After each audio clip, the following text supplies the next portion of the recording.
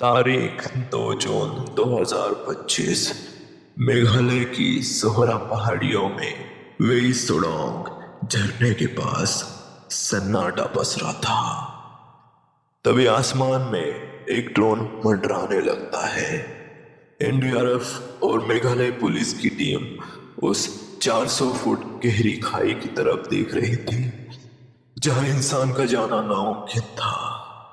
अचानक ड्रोन के कैमरे में एक बेजान लाश कैद होती है।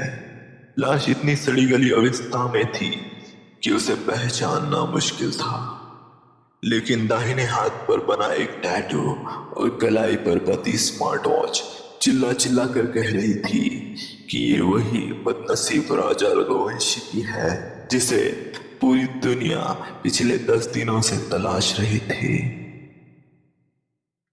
आदाब, नमस्कार, सत श्री अकाल। मैं साजिद। मध्य प्रदेश के इंदौर से हुई ये कहानी मेघालय की वादियों में जाकर खत्म हुई।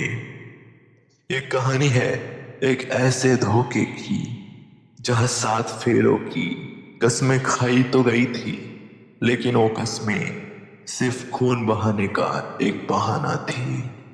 आज की इस सच्ची घटना के माध्यम से हम जानेंगे कि कैसे एक पत्नी ने अपने प्रेमी के साथ मिलकर ही अपने सुहाग का हनीमून मर्डर प्लान किया था।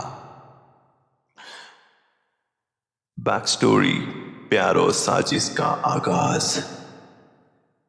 कहानी शुरू होती है इंदौर के रहने वाले 29 साल के बिजनेसमैन राजा रघुवंशी से।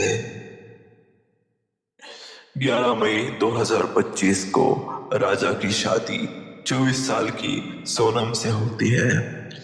घर में खुशियां थी, लेकिन किसे पता था कि सोनम के दिल में राजा नहीं बल्कि कोई और बसता है। सोनम का पिछले 2 साल से अपने ऑफिस प्लाईवुड फैक्ट्री के काम करने वाले अकाउंटेंट राजा कुशवाहा के साथ अफेयर चल रहा था। शादी के तुरंत बाद 20 मई को ये जोड़ा हनीमून के लिए मेघालय रवाना होता है।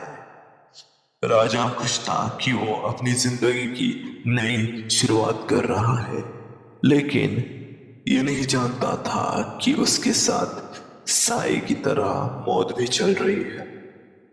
खौफनाक मंजर, कत्ल की और रात और एग्जीक्यूशन। साजिश इतनी गहरी थी कि कातिलों ने राजा को मारने के लिए 3 बार कोशिश की थी, लेकिन नाकाम रहे। पहली बार गुवाहाटी के कामाख्या मंदिर में, फिर नोगरार के रूट ब्रिज पर, लेकिन कातिलों को लाश ठिकाने लगाने की जगह नहीं मिली। आखिरकार 30 मई की सुबह आई। राजा और सोनम सोहरा के मशहूर वेई सोडोंग के झरने के पास पहुंचे। सोनम ने अपने प्रेमी राज कुशवाहा के भेजे हुए 3 कॉन्ट्रैक्ट किलर्स विशाल, आकाश और आनंद को इशारा कर दिया था। वह सन्नाटा था। अचानक कातिलों का सामने आना, सोनम का पीछे हटना।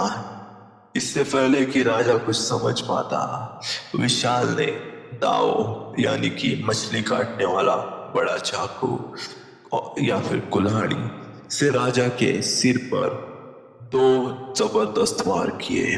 राजा की चीखें उन पहाड़ों में गूंज रही थी, और ये सब उसकी अपनी पत्नी सोनम की आंखों के सामने हो रहा था। राजा की गिरने के बाद कातिलों ने उसकी बेजान बॉडी को उठाया और 400 फुट गहरी उस खाई में फेंक दिया। कत्ल के ठीक बाद सोनम ने राजा का मोबाइल उठाया और सस्पेंस बनाने के लिए सोशल मीडिया पर पोस्ट किया, 7 जन्मों का साथ है। इन्वेस्टिगेशन, मंगलसूत्र और स्मार्टफोन का राज। राजा के गायब होने के बाद जब पुलिस ने जांच शुरू की, तो तो उन्हें सोहरा के एक होम स्टे से उस सफेद सूटकेस मिला था जिसे ये जोड़ा साथ लाया था। सूटकेस खोलते ही पुलिस हैरान रह गई। उसमें सोनम का मंगलसूत्र और अंगूठी सही सलामत थे। मेघालय की डीजीपी आई नोंगरांग को यही से शक हुआ कि कोई भी भारतीय सुहागन महिला अपना मंगलसूत्र छोड़कर गायब नहीं हो सकती। पुलिस ने जब सोनम की कॉल डिटेल्स खंगाली तो पता चला कि वो पूरे सफर में राज कुशवाहा के संपर्क में थी। सोनम यूपी के गाजीपुर में एक ढाबे पर मिली जहां उसे लूटपाट की छोटी कहानी गढ़ी, लेकिन पुलिस ने जब सख्ती से आगे उससे बात करी तो उसका झूठ टिक नहीं पाया। अंजाम और सामाजिक संदेश। मेघालय पुलिस ने इस मामले में 790 पन्नों की चार्जशीट फाइल की है। सोनम, उसका प्रेमी राज कुशवाहा और वो 3 कातिल आज जेल के सलाखों के पीछे अपने गुनाहों की सजा काट रहे हैं। राजा के परिवारों पर दुखों का पहाड़ टूट पड़ा, लेकिन कुदरत का करिश्मा देखिए।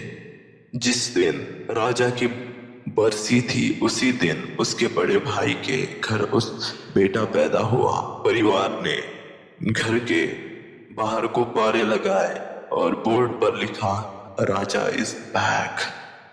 दोस्तों, ये घटना हमें सिखाती है कि भरोसा किसी भी रिश्ते की बुनियाद नहीं है, लेकिन आज के दौर में आंख बंद करके किस पर यकीन करना जानलेवा हो सकता है।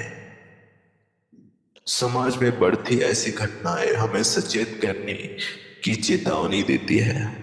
जाते जाते आज पीलीभीत के मोहम्मद हसन का जन्मदिन है। आपको जन्मदिन की बहुत बहुत मुबारक। छत्तीसगढ़ की संगीता निषाद और जम्मू के मोहनलाल जी का और उनकी पत्नी कमलेश जी की शादी की सालगिरह है। उन्हें भी बहुत बहुत बधाई। आप सबका अपना और अपने परिवार का ख्याल रखें, सुरक्षित रहे, जागरूक रहे। जय हिंद, जय भारत।